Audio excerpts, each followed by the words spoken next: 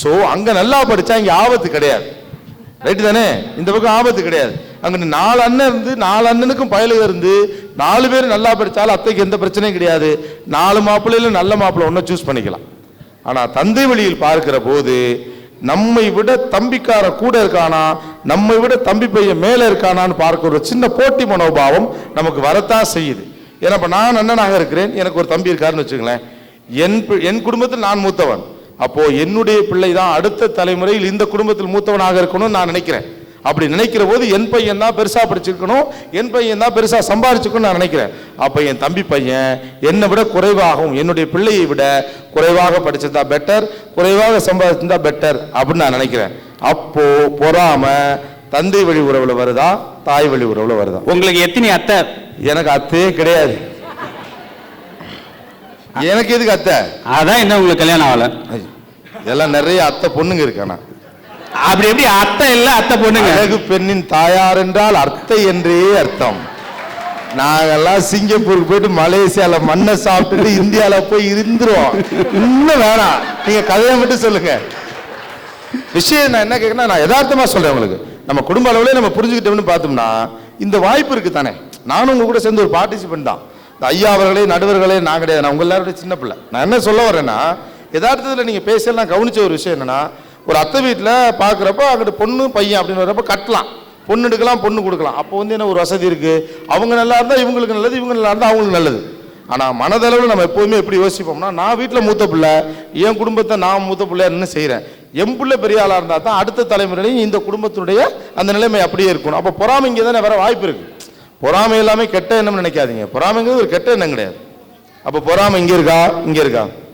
இப்படி வேணா வச்சுக்கலாம் சார். பொறாமைன்றது வந்து ஈக்குவல் அளவுன்றது வேணாலும் வச்சுக்கலாமா தவிர இந்த சைடு அதிகம் கிடையாது. எதுக்காக உதாரணம் சொல்ல வர பாருங்க, இருங்க எதுக்கு உதாரணம் சொல்ல வர பாருங்க. ஒரு லெவல்ல டெம்போலாம் வச்சு கடத்தி இருக்கோம், பார்த்து போட்டு கொடுங்க பா. இல்ல உண்மைதான். அதாவது வந்து நீங்க வந்து இந்த வழியில இருக்க அதிகமா இருக்கிறதுக்கு உண்டான வாய்ப்புகள் இருக்குன்றீங்க, அது கண்டிப்பா கிடையாது. நீங்க ஒரே ஒரு அத்தை உறவு மட்டும் தான் சொல்லிட்டு இருக்கீங்க. அத்தை உறவுன்றது வந்து எல்லா குடும்பத்திலயுமே வந்து பாத்தீங்கன்னா அத்தை பொண்ணு கல்யாணம் பண்ணணும். இப்ப வந்து பாத்தீங்கன்னா ரீசெண்ட் ட்ரெண்ட்ல வந்து ரிலேஷன்ஷிப்ல வந்து கல்யாணம் பண்றதே வந்து நிறைய படித்த மக்கள் நினைக்கிறேன். மரண காண்ல இருக்கீங்க. ஏன் அத்தை வீட்டுல பொண்ணு கொடுக்கலையே உங்களுக்கு? சரி ஓகே, பொறாமை அதை தாண்டி வருவோம். அவங்க ஒரு விஷயம் நல்ல விஷயம் சொன்னாங்க, நெருக்கடி அப்படிங்கிற ஒரு சூழ்நிலை எப்போது ஏற்படுகிறதுன்னு. ராஜா வந்து ஒய்ஃபை வந்து டெலிவரிக்கு அவர் வீட்டுக்கு அனுப்புனாரா அல்லது அவங்க மாமனார் வீட்டுக்கு அனுப்புனாரான்னு கேளுங்களேன். மைக் கொடுங்க, மைக் கொடுங்க, மைக் கொடுங்க. யாரு இருக்கட்டும், அவங்ககிட்ட கேட்கட்டும். அவர் கேட்டதுக்கு பதில் சொல்றபடி இவங்களே கேட்டுக்கிறேன். அவர் கேட்டது எனக்கு தெளிவா விளங்கல. நீங்க டெலிவரிக்கு உங்க வீட்டுக்கு போனீங்களா ராஜா வீட்டுக்கு போனீங்களா? உங்க அம்மா வீட்டுக்கு. எல்லாருமே தாய் வீட்டுக்கு தான் போவாங்க. ஏன் சொல்கின்றார்கள்? அங்கதான் அந்த நேரத்திற்கு தேவையான அரவணைப்பும் அங்குதான் கிடைக்கும். அதனாலதான் தாய் வீட்டுக்கு போறீங்க அல்லது தாய் வழி உறவினர் வீட்டுக்கு செல்லுங்க. அந்த பிரச்சனை கிடையாது. நெருக்கடி வேற, கலாச்சாரம் என்பது வேற. இல்ல இன்னொன்னு, கலாச்சாரம் என்பதே சூழ்நிலைகள் சார்ந்ததுதான். நெருக்கடி வேறு, கலாச்சாரம் இன்னும் ஒரு பெண்ணுக்கு மிக காம்ப்ளிகேட்டடான விஷயங்கிறது என்ன? அவளுடைய பிரசவம். உயிர் போகலாம், உயிர் வரலாம். தாய் பிழைக்க இல்லாட்டி சேய் பிழைக்குங்கிறதா ஒரு காலத்துல இருந்தது. அப்ப அதுதான் உலகத்தின் மிகப்பெரிய நெருக்கடியாக இருந்திருக்க முடியும். அப்படிப்பட்ட ஒரு சூழல்ல எப்படி தாய் வீட்டுல பிரசவம் பார்க்கணும்னு முடிவு பண்ணாங்க? சார் நானும் வந்து என்னுடைய வாழ்க்கையில இருந்து சொல்றேன். உங்க வாழ்க்கையை விட்டுருங்க, எல்லாருடைய வாழ்க்கையில இருந்து வரும். கேளுங்க, இப்போ வந்து என்னுடைய முதல் குழந்தை பிறந்தப்போ அது கலாச்சார ரீதியில என்னுடைய மனைவி வந்து அவங்க அம்மா வீட்டுக்கு போய் பிரசவம் பண்ணாங்க. ஆனா 2வது குழந்தை 3வது குழந்தை இங்க கோயில்ல பிறந்தப்போ எங்களுடைய மண்ணி எங்க இருக்காங்க, அதனால அவங்க சொன்னாங்க யாரும் வரவானா நான் இருக்கிறேன். வாய்ப்பு வசதிங்கிறது வேற சார், நான் இல்ல. வாய்ப்பு வசதிங்கிறதுலாம் வேற, நான் அதை இல்லைன்னு சொல்லவே இல்லை. இதுல கலாச்சாரங்கிறதுலாம் ஒரு பொய்யான விஷயம். நம்ம எப்போதுமே நம்ம வசதியை கலாச்சாரம் தான் சொல்லுவோம். பிரசவத்துக்கு செலவை பொண்ணு வீட்டில் ஏற்றுக்கணும், அதான் பின்னணியில் இருக்கக்கூடிய உண்மையான ஐடியா. அதெல்லாம் சும்மா நடிப்பு. தாய் வீட்டில் பிரசவம் அதெல்லாம் கிடையாது. காசு இப்போ தாய் வீட்டில் வந்து நீங்கள் ஒரு காதல் திருமணம் செய்கிறீங்க, அந்த வீட்டில் வந்து ரொம்ப ஏழ்மையான குடும்பம், பிரசவத்துக்கு எங்கே அனுப்புவீங்க? நீங்கள் பங்களாவில் இருந்தால் அனுப்ப மாட்டீங்க. நல்லா வச்சு என் பிள்ளை நல்லபடியாக பிறக்கணும் அப்படின்னு சொல்லிட்டு அப்போலோவில் தான் மருத்துவம் பார்ப்பீங்க. ஸோ அப்போல்லாம் என்னன்னு கேட்டால் செலவு வந்து அவங்க வீட்டிலேருந்து பண்ணணும். அந்த ஐடியாக்காக பிள்ளைய அங்கே அனுப்பிடுறது, பெற்றுக்கிட்டு வா இந்த செலவை நாங்கள் பார்க்க முடியாது. நீங்க முன்னாடி சொன்னது யார்கிட்ட நெருக்கமா இருக்கிறாங்களோ அங்கதான் அந்த அன்பு அதிகமா.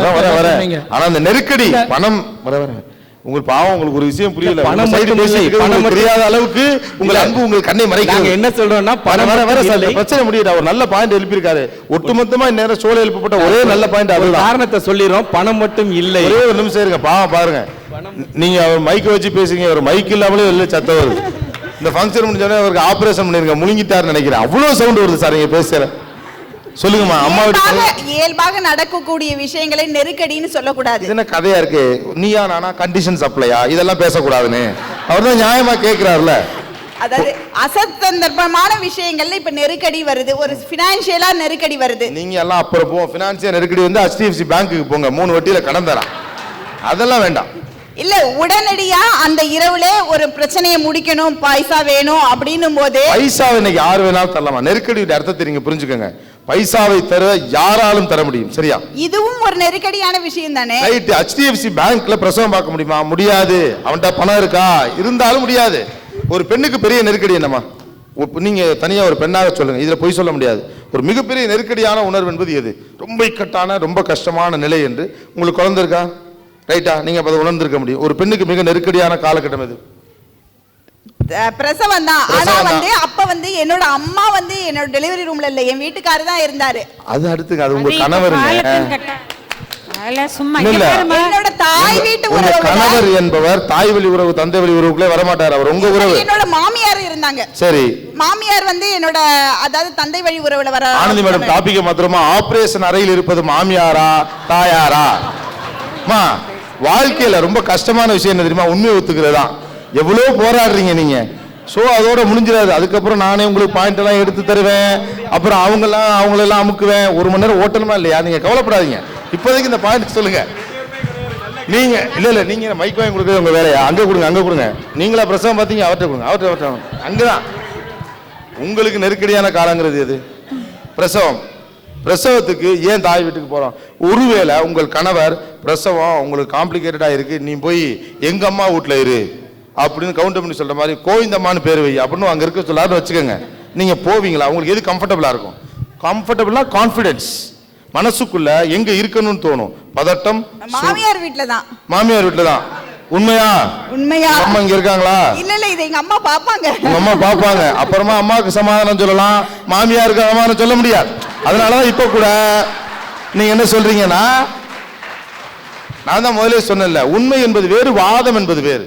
வாதம் என்பது பேச தெரிஞ்ச எல்லாருமே செஞ்சிடலாம். நீங்க வந்து ஒரு வாதத்துக்காக ஒரு பெண்ணுக்குள்ள இருக்கக்கூடிய ஒரு உண்மையான உணர்வை மறைக்க பாக்குறீங்க. நான் தான் சொல்ல வரேன். மனசு எதை தேடும்? மாமியாரின் மடியையா அன்னையின் மடியையா? தலைப்பு அது இல்ல. நான் என்ன கேட்கிறேன் ஏங்க, சரியா தானே கேட்கிறேன்? சரியா தான் கேட்கிறேன். கம்ஃபர்ட் லெவல் ஒண்ணு இருக்குல்ல, நம்பிக்கை எங்கு வருகிறது? நெருக்கடி எனக்கு வந்து உயிர் போகலாம் உயிர் வரலாம், அப்போ உங்களுக்கு எங்க இருக்கணும்னு தோணுது? இயல்பான விஷயங்களுக்கு மாறா பேசக்கூடாது. எல்லாரும் வந்து பிரசவத்துக்கு தாய் வீட்டுக்கு போவாங்கிறது ஒரு இயல்பு. அதுக்கு மாறா பேசக்கூடாது. இதுல என்ன வந்து நான் சொல்றேன், இங்க பாருங்க, அவர்ட்ட விடுங்க. இந்த பிரசவம் பார்க்கிறது தாயோட கடமைன்னு யார் சொன்னா? ஏன் யாரோட கடமை நீங்க சொல்லுங்க? கடமைன்னு எந்த அடிப்படையில சொல்றீங்க? அத இல்ல கடமைன்றது வந்து இல்ல சார், வாழ்க்கையே ஒரு கடமை தான். இல்லம்மா, நான் கேக்கல. பிரசவம் பார்ப்பது தாயினுடைய கடமைன்னு யார் இப்படி கண்டுபிடிச்சாங்க? அந்த தாய் வந்து தன் பெத்த பொண்ணுக்கு என்ன பண்ணுவா, என்ன பண்ணிருக்கா, என்ன பண்ணுவா, அதாவது உயிர் போற நேரம் அப்படி நீங்களே சொல்றீங்க. நான் இல்ல, உலகமே சொல்லுது. உலகமே சொல்லுது. சுத்தி சுத்தி உங்களுக்கு தெரியாம நீங்க உண்மை பேசிக்கிட்டு உலகமே சொல்லுது சார். ஆனா பிரசவங்கிறது உயிர் போறது. அந்த நாளதான் அந்த கடமையை அது அந்த பொண்ணுக்கு தான் நெருக்கடியா பேச விட மாட்டேங்க. எந்த ஊருங்க சார்? நான் சொல்றதை கேட்டாதானே உங்களுக்கு புரியும். ஒரே ஒரு நிமிஷம். பிரசவம்ன்றது உயிர் போறது. நானும் சொன்னேன், நீங்களும் சொல்லிட்டீங்க. ரைட்டு தானே? அந்த நீங்களே சொல்லிட்டீங்க பிரசவம் பார்ப்பது தாயின் கடமைன்னு சொன்னீங்க, சரிதானே? அவ்வளவு பெரிய நெருக்கடியான ஒரு கடமையை தாயின் கையில் ஏன் ஒப்படைத்தார்கள்? மாமியாரின் கையில ஒப்படைக்க வேண்டியதுதானே? மாமியார் தான் அதுக்கப்புறம் குழந்தைய வளர்க்குறாங்களே சார், பெரியவனால வரைக்கும். அவன்கிட்ட தாய் பிரசவம் பார்த்து அனுப்பிச்சு விட்டுறாங்க, 3 மாசத்துல முடிஞ்சு போச்சு அவங்க கதை. அதுக்கப்புறம் குழந்தைய வளர்க்கறது யார் சார்? அதுக்கு உடம்பு சரியில்லாம அதுக்கப்புறம் அந்த குழந்தை செத்து பிழைக்குது. எத்தனையோ உடம்பு சரியில்லாம. ஒரு நிமிஷம். ஒரு வண்டியை கஷ்டப்பட்டு உருவாக்கி இன்ஜினை கண்டுபிடிச்சு அதை பொருத்தி பார்த்து வண்டிக்கு உயிர் கொடுத்து அவங்க அனுப்பி வைப்பாங்க. நீங்க பவ்யமா ஏறி ஓட்டிட்டு போவீங்க. வண்டிக்கு உயிர் பேரு நெருக்கடி. வண்டிக்கு உயிர் கொடுத்தது எல்லாமே நானு. அவங்க ஒன்லி டெலிவரி மட்டும் பார்த்தாங்க ஷோரூம்ல இருந்து வெளியே. ஆக்ஷன் இங்க, டைரக்ஷன் தான் அங்க. அதுக்கப்புறம் மெயின்டெனன்ஸ் அவங்க பண்றாங்க. சப்ஜெக்ட் எங்கேயோ போகுதுப்பா, தொப்பியை கழட்டுங்க. சொல்லுங்க. ஒரு நெருக்கடியான ஒரு சூழல் ஒண்ணு இருக்கு தூத்துக்குடி பக்கத்துல. இந்த மைக் உங்களுக்கு இன்னொரு சவுண்ட் சரியில்லை. இந்த மைக் இன்னொரு நெருக்கடியான ஒரு சூழல் இருக்கு. இப்ப எப்படி வந்து குழந்தை பிறப்பது ஒரு உயிர் அப்படின்றமோ அது மாதிரி தூத்துக்குடியில ஒரு பழக்கம் இருக்கு. அந்த முத்து குளிக்க போறவங்க எல்லாம் என்ன பண்ணுவாங்கன்னா, உள்ள கடலுக்குள்ள ஒரு முத்து குளிக்கும் போது அந்த கயிறை யாருகிட்ட கொடுத்துட்டு போவாங்க? மச்சாங்கையில கொடுத்துட்டு போவாங்க. அப்படின்னா என்ன அர்த்தம் அப்படின்னா, அந்த தாய் வழி உறவு தான் வந்து உயிரை காப்பாற்றும். மகப்பேறு மட்டும் இல்ல, இந்த மாதிரி நேரங்களில் தாய் வழி உறவு மட்டும் சொன்னீங்க. தாய் வழி உறவு தான் என்ன பண்ணுவோம், இந்த ஆபத்தான வேலையெல்லாம் இறக்கி விட்டு முத்தேறாங்க. தந்தை உறவுக்காரன் கையில இருக்க 5 முத்தல் 2 முத்து எடுத்து போயினே இருறான்னு சொல்லிட்டு வீட்டுக்கு போயிட்டு இருப்பான். உண்மை இது சார். என்ன சார் இதுக்கு என்ன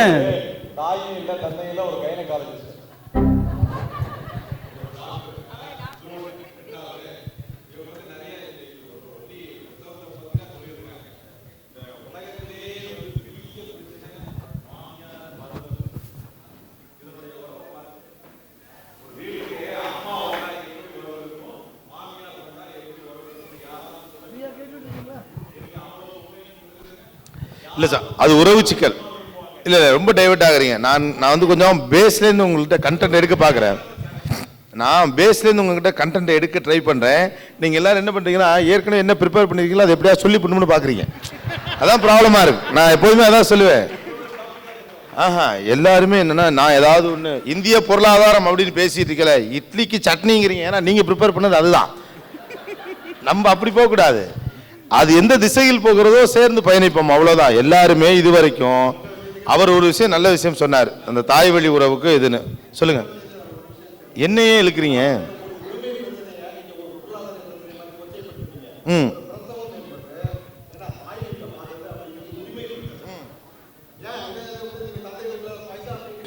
இதான் இது வந்து புரிந்து கொள்ளா பிரச்சனை. ஒரு நிமிஷம், நீங்க என்னைய சொன்னதுனால நான் சொல்லிடுறேன். நான் அதை அந்த இடத்திற்கு கொண்டு போகவில்லை என்றால் இந்த உண்மை அந்த பெண்ணின் வாயிலிருந்து வராது. புரியுதா? நீங்க அதை புரிஞ்சுக்கணும். ஒரு தோட்டக்காரன் குரோட்டன்ஸை வெட்டுறான்னா கொலை பண்றதுக்காக கிடையாது, மேல மேல வளர்க்கறது. Don't worry. நான் ஒரு விஷயத்தை அப்படி சொன்னால் அன்றி உணர்வுபூர்வமாக அவர்கள் வாயிலிருந்து அந்த வார்த்தையை கொண்டு வர முடியாது. நான் வந்து என்னுடைய தீசிஸ் ரிப்போர்ட் ஸ்பீக்ஸ் அபவுட் தந்தை வழி உறவும் தாய் வழியின் மகத்துவமும். You don't worry about that. அது அதற்காக சொல்லப்பட்டதுதான். இந்த பிரசவ வலியில வந்து சார், பிசியலாஜிக்கலும் சரி சைக்கலாஜிக்கலாவும் சரி, எந்த ஒரு பொண்ணுக்கும் அந்த அம்மாவை தவிர வேற யாராலும் அதை வந்து ஈடுகாட்டவே முடியாது. அது வந்து இல்ல, அதுதான் நான் அதுலேருந்து நான் இன்னும் நிக்கிறோம், இன்னும் போல அந்த டாபிக்லேருந்து வெளியே போல. அதனால அந்த பிரசவத்துக்கு வந்து ரொம்ப உதவியா இருக்கிறதே எல்லாமே தாய் வழி உறவுல தான். அதுல சந்தேகமே இல்லை. எத்தனை % எடுத்துங்க, யாருமே வந்து மாமியார் வீட்டுக்கு பிரசவத்துக்கு அனுப்புறதே கிடையாது. ஏன்னா இந்த ரீசன் தான், சைக்கலாஜிக்கலி அண்ட் பிசியலாஜிக்கலி போத் வேஸ் அந்த மதர் வந்து கம்ஃபர்டபுள் வித் ஹர் மதர். ஊர்ல ஒரு பிரச்சனை வருது அப்படின்னு வச்சுக்கோங்க, நெருக்கடியினுடைய மிக முக்கியமான இன்னொரு இடம் அப்படிங்கிறது ஒரு பிரச்சனை. குவைத் ஏர்போர்ட்ல இமிகிரேஷன் நிறுத்திட்டான். ரைட்டா? இங்கே தான் நீங்கள் வேலை பார்க்குறீங்க, இதுக்கு மேலே உள்ளே போக முடியாது. We can board you. நீங்கள் யாருக்கு ஃபோன் செய்வீர்கள்? ஊரில் ஒரு சொத்து பிரச்சனை, ஒரு குரூப் இருக்காங்க, உங்களுக்கு எதிராக அருவாளை தூக்கி நிற்கிறான். நீங்கள் யாரின் உதவியை தேடி போவீர்கள்? தந்தை வழி உறவையா தாய் வழி உறவையா? இங்கேருந்து வாங்க. யார்கிட்ட போவீங்க? அது அன்டிவைடட் ப்ராப்பர்ட்டினா பங்காளி கிட்ட போவோம், பிரிச்சு எங்களுக்கு கொடுத்துட்டாங்கன்னா தாய் வழி உறவு விட்டு போயிடுவோம். மச்சான் நீங்க மோசமான ஆளா இருப்பீங்க போல இருக்கே. மோசம் இல்ல, இதுதான் பிராக்டிகலா. எல்லாரும் இந்த இடம் ரொம்ப முக்கியமான ஒரு விஷயம். நாம நம்மை மட்டுமே வைத்து பேசுகிறோம். நம்முடைய சமூகம் என்பது கிராமங்களில் தான் வாழுது. இன்னும் சொல்ல போனா அந்த உறவே கிராமத்துல தான் வாழுது. நம்மளாம் அதை தாண்டி வந்துட்டோம். நம்மளாமே கொஞ்சம் ஃபினான்ஷியலி எக்யூப் ஆகணுங்கிறதுக்காக வெளியில தான் இருக்கிறோம். நீங்க நான் எல்லாரும் அந்த லிஸ்ட்ல தான் வருவோம். ஆனால் ஒரு உரிமை சார்ந்த பிரச்சனை வருகிற போது, நில பிரச்சனை, சொத்து பிரச்சனை அல்லது கௌரவ பிரச்சனை, இப்போது யார் பின்னால் போவீர்கள்? அது யார் உதவியை கேட்பீர்கள்? தாய் வழி உறவை கூப்பிடுவீங்களா? தாய் வழி சைடு தான் சார் கண்டிப்பா போவோம். அப்படியா? தாய் வழி சைடு போனாக்கா நமக்கு வேற எந்த பிரச்சனையும் அவங்க கொடுக்க மாட்டாங்க. தந்தை வழி சைடுல போனாக்கா ஏற்கனவே அண்ணன் தம்பி அடிச்சிட்டு நிப்பாங்க அவங்களுக்குள்ள. அப்ப நம்ம வேற போய் அடிச்சுக்கிட்டு நிக்கிறதா வேற. அதான் முதல்ல நான் சொன்னல, அடிச்சுக்கிட்டு நிக்கிற எல்லா குடும்பத்துக்குள்ளயும் சண்டை சச்சரவு இருக்கும். ஆனா ஒரு ஆபத்து வருகிற போது அதையெல்லாம் மறந்துட்டு வந்து கூட அப்படி நிக்கிறது யாரு? தம்பிக்காரர் நிப்பாரா மாமங்காரர் நிப்பாரா? அக்கா இல்ல கண்டிப்பா மாமா வருவா. அம்மாவோட பிறந்தவங்க கண்டிப்பா வருவாங்க. நீங்க உங்க வாழ்க்கையில நீங்க சேலத்துக்கு ஃபோன் பண்ணுவீங்களா வேற எங்க? சென்னைக்கு? சேலத்துக்கு தான் பண்ணுவேன். ஏன் ஏன்னாக்கா எங்க மாமா அங்கதானே இருக்காரு. இன்னும் இருக்காரு, 87 இருக்காரு சார். இப்ப நான் எனக்கு உடம்பு சரியில்லை நான் சொன்னா அவர் அழுவாரு. 87 வயசு இருக்காரு. வருது நம்ம தந்தை வழிதான். ஏன்னா நம்ம ஆளுங்க, நம்ம அவங்க கிட்ட தான் முதல்ல இல்ல. இங்க பாருங்க, நம்ம என்ன இருந்தாலும் எனக்கு வந்து அம்மா இறந்துட்டாங்க. ஓகே, நான் இங்க இன்வேஷன்ல இருந்து நான் போன 10வது நாள் எங்க அம்மா இறந்தாங்க. சரியா? அப்ப நான் போன போது எங்க அப்பா தனிமையாயிட்டார். நாங்க பொண்ணுங்க தான், பசங்க கிடையாது. எங்க மாமனார் என்ன பண்ணாரு, எங்க அப்பாவை கொண்டு மேலே கொண்டு தான் வச்சுக்கிட்டு எங்க அப்பா சாகர வரைக்கும் எங்க மாமா பார்த்துக்கிட்டாரு. புரியுதா? தாய் வழிதான், தாய் மாமா, என்னோட தாய் மாமா அவரு. ஏன்னா எங்க அப்பாவுக்கு யாரும் கிடையாது, நம்மள யாரும். ஏன் மாமனார் வச்சிருந்தாரு. அவங்களுடைய ஸ்டேட்மெண்ட்லயே தந்தை வழி உறவு தான் அது. இல்ல கடைசி வரைக்கும் இப்பவும் நாங்க 3 சகோதரிகளும் எங்க மாமாவையும் மாமியும் தான் அப்பா அம்மாவா நினைச்சுக்கிட்டு இருக்கோம். இப்போ நான் இங்க இறங்கினா நேரம் அங்கதான் போய் இறங்குறேன். நான் ஊர்ல இருந்து நான் போய் போய் ஒரு எத்தனை நாள் இருந்தாலும் அவரோட தான் போயிருந்து நேராக போய் மாமா எப்படி இருக்கீங்கன்னு தான் கேட்குறேன். வந்தியாமான்னு கேட்பார். என்ன ஏன் மாமான்னு என்னை பார்த்தா உன்னை பார்க்கும் போதில் என் தங்கையை பார்க்குற மாதிரி இருக்கும்பார். ஸோ கடைசி வரைக்கும் இன்னைக்கும் நாளைக்கும் எங்க மாமா எங்க அப்பாவை வச்சு காப்பாத்தினதுனால அவர் கேட்டாரு. நோ கடைசி வரைக்கும் எங்க அப்பாவை எங்க பாட்டிய அப்பாவோட அப்பாவையும் பாட்டியும் வச்சு காப்பாத்தினது எங்க மாமா தான். இல்ல உங்களுக்கு பிரச்சனை வரும்போது நீங்க உங்க வீட்டுக்காரருடைய அண்ணன் தம்பி வீட்டுக்கு அவங்களுக்கு போன் பண்ணீங்களா இல்ல உங்க வீட்டுக்காரங்களுக்கு? உங்க அதுவும் மாமா தானே, மாமாவோட பையன். அது உங்களுக்கு வீட்டுக்குள்ளேயே உறவாக்கிட்டீங்க. அது இல்ல. ஓகே, அவங்களை கேள்வி கேட்கறது கட்டும். ஏன் சொல்றீங்க தந்தை வழி உறவு தான்? நம்ம வீடுங்க, நம்ம வீடு, நம்ம எப்போது போய் இறங்கலாம். இப்போ நான் வந்து என்னுடைய தாய், இப்போ வந்து நான் எனக்கு வந்து தந்தை சைடில் யாரும் இல்லை, அவர் ஒருத்தர் தான் தாய் சைடில் இருக்காங்க. ஆனால் நாங்கள் we never go to their house. என்னென்னா அவங்க வந்து சொன்ன மாதிரி பொறாமை அது இருக்கும். இப்போ வந்து நானும் என் பிரதர்னா இருக்கோம். என் குழந்தைங்கன்னா சென்னைக்கு போகிறது ஓகே, பிரதர் வீடு இருக்குன்னு அத்தை வீட்டுக்கு போக மாட்டாங்க. அவங்க ஐ மீன் சித்தி வீட்டுக்கு போக மாட்டாங்க. என்னதான் இப்போ என்னுடைய மனைவியோட அக்காவும் நான் என் மனைவி ஒரே பில்டிங்கில் இருந்தாலும் அவங்க கொஞ்சம் தயக்கம் இருக்குது. ஆனால் எங்கள் அண்ணன் வீட்டுக்கு போகிறதுக்கு ஏதாவது ஹெல்ப்புக்கு போகிறதுக்கு அவங்க தயக்கப்பட மாட்டாங்க. ஏன்னா நம்ம வீட்டுக்காரங்க ஒரே ஃபேமிலி நேம், உரிமை. நீங்கள் சொன்னீங்களே அந்த உரிமை குரல் அங்கே தான் இருக்குது. எப்படின்னா பணம் தேவை நம்ம பாக்கெட்ல கை விட்டு எடுக்கிற மாதிரி சார். நீங்க அடுத்தவங்க பாக்கெட்ல கை வச்சிட்டு நீங்க அதாவது பணம் தேவை அப்படின்னா நம்ம பாக்கெட்ல கை விட்டு எடுக்கிற மாதிரி தந்தை வழி உறவுகிட்ட உதவி கேட்கறது, தாய் வழி உறவுகிட்ட கேட்கறது அடுத்தவங்க பாக்கெட்ல கை வைக்கிற மாதிரி. அது கொஞ்சம் சிக்கல்ல கொண்டாந்து விட்டுரும். சார் நீங்க எடுத்துக்கொண்ட பிரச்சனை வந்து சொத்து பிரச்சனை, பங்காளி பிரச்சனைன்னா அண்ணன் தம்பிக்குள்ளதான் சார் வரும். அங்க சண்டை தான். அதை பத்தி டிஸ்கஸ் பண்ணுறது. நீங்க புரிஞ்சுக்க ஒரே ஒரு நிமிஷம். மறுபடியும் நீங்க இது வரைக்கும் மைண்ட்ல வச்சிருக்கிறதே மறந்துருங்க. நீங்க ப்ரிப்பேர் பண்ணதெல்லாம் விட்டுருங்க. இந்த நோட்லாம் கூட மூடிடுங்க. இந்த திசையை யதார்த்தமாக போகிற போக்கு தான் தீர்மானிக்க முடியும். நான் கேட்கறது உரிமை என்கிற வருகிற போது ஊர் பிரச்சனை ஒன்று வருது அல்லது ஒரு பிரச்சனை வருது, 4 குடும்பம் சேர்ந்து உங்களை அடிக்க வர்றான். இப்போ உங்களுக்கு துணையாக இருக்க போகுது யார்? அண்ணன் தம்பியா மாமா மச்சனா? அதான் கேள்வி. மாமா மச்சன் தான். ஆமா. நீங்க பிரச்சனை வர்றப்ப அண்ணன் தம்பி எல்லாம் விட்டு போய் மாமா மச்சனை துணை கூப்பிடுவீங்களா சார்? அண்ணன் தம்பிகளுக்கு நிறைய பொறாமை இருக்கு சார். உங்க அண்ணன் தம்பி இருக்காங்களா? உங்களுக்கு அண்ணன் தம்பி இருக்காங்க? நிறையவே இருக்கு. மாமா மச்சானுக்கு தான் நிறைய. உங்களுக்கு அண்ணன் தம்பிகள் இருக்காங்க? இருக்காங்க. உங்க அண்ணன் தம்பிகளுக்கு உங்க மேல பொறாமை இருக்கா சார்? இருக்காரு, தம்பி கிடையாது. அண்ணனுக்கு உங்க மேல பெரிய பொறாமையா? இருக்கலாமா? சார் என்னுடைய அம்மா அப்பா வந்திருக்காங்க. உங்க அம்மா அப்பா கேட்கவா? அப்படியே கேளுங்க. கோபி சார் ஒரே ஒரு விஷயம். இப்போ ஊர்ல எடுத்துக்கங்க, எல்லாருமே ஒரு கிராம பெண்புலத்துல இருந்தா வந்திருப்பாங்க. இருக்க எல்லாருமே ஒரு குடும்பம் இருக்குன்னு வச்சுங்களேன். இவங்க கிட்ட வம்புக்கு போகக்கூடாது அப்படின்னு ஒரு குரூப் நினைக்கிறாங்கன்னா எதை வச்சு நினைப்பாங்க? அவன் மச்சான் ஸ்ட்ராங்குன்னு பார்ப்பாங்களா, மாமா ஸ்ட்ராங்குன்னு பார்ப்பாங்களா, 5 பேர் அண்ணன் தம்பிடா அப்படின்னு பயப்படுவானுங்களா? எதை வச்சு பயப்படுவானுங்க? இப்போ நாங்க சொல்றேன், நான் வந்து பாரதி ராஜா ஊருக்கு பக்கத்து ஊருக்காரன்.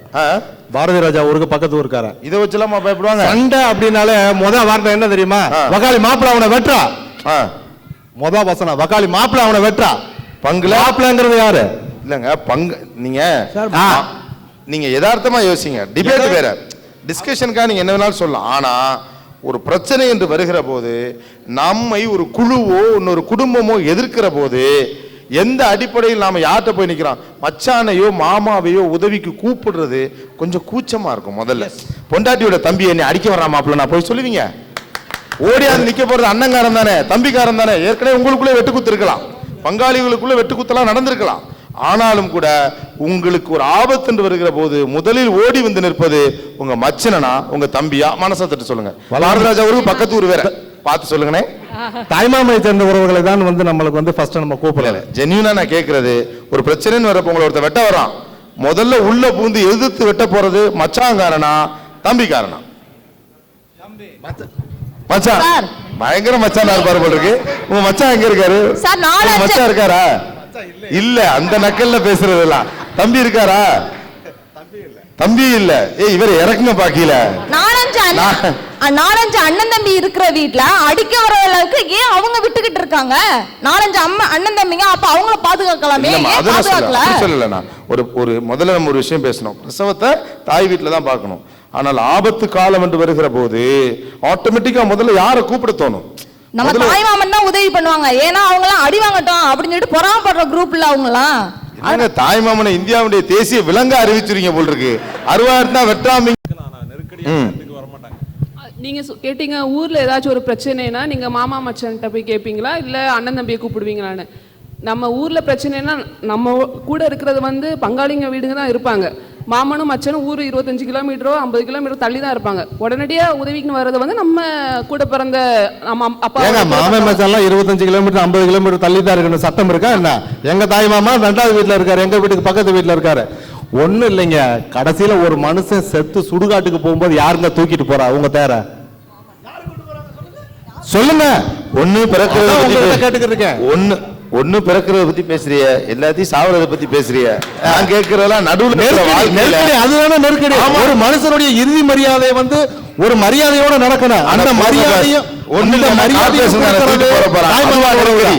அதுல வாழும் போது இருப்பதுதான் நெருக்கடி.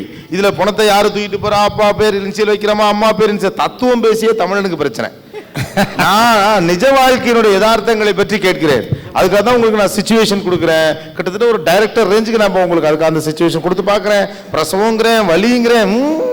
நாங்க மனப்பாடம் பண்ணதை தான் சொல்லுவோம்னு உறுதியா நீங்கள் இருந்தால்